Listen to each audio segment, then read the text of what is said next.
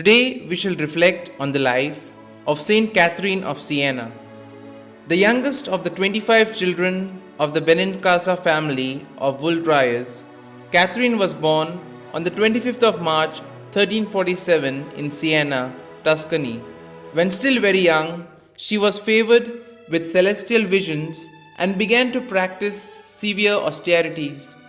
At the age of 16, she became a Dominican tertiary, lived for 3 years like an anchoress in her own home, and then undertook the care of advanced cases of leprosy and cancer which no one else would touch, and though meeting with nothing but abuse, succeeded in bringing about sufferers' conversion.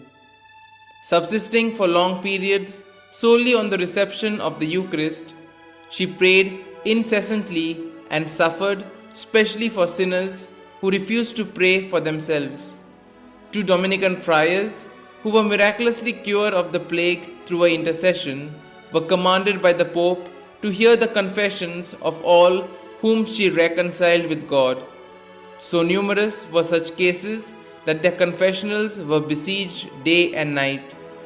Multitudes came from far and near to obtain Catherine's advice on spiritual or temporal matters, drawn by the fame of a supernaturally clear insight and practical wisdom, and by her extraordinary personal charm.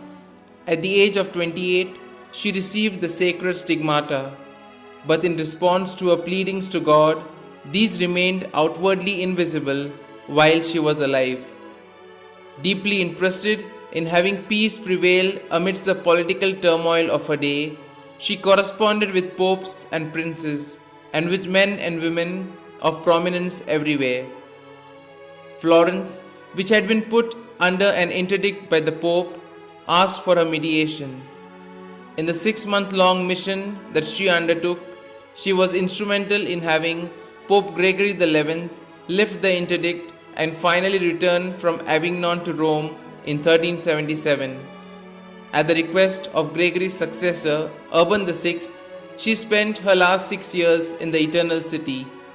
Having thus offered the sacrifice of her life for the unity and renewal of the Church, Catherine suffered a seizure and after 3 long months died on the 29th of April 1380, aged barely 33. The most famous of her writings is her dialogue, in which God the Father converses with her on the spiritual life. She was canonized by Pope Pius II in 1461. She was proclaimed Doctor of the Church by Pope Paul VI in 1970. She is the patron saint of Italy and is invoked against fire, pestilence, and headaches.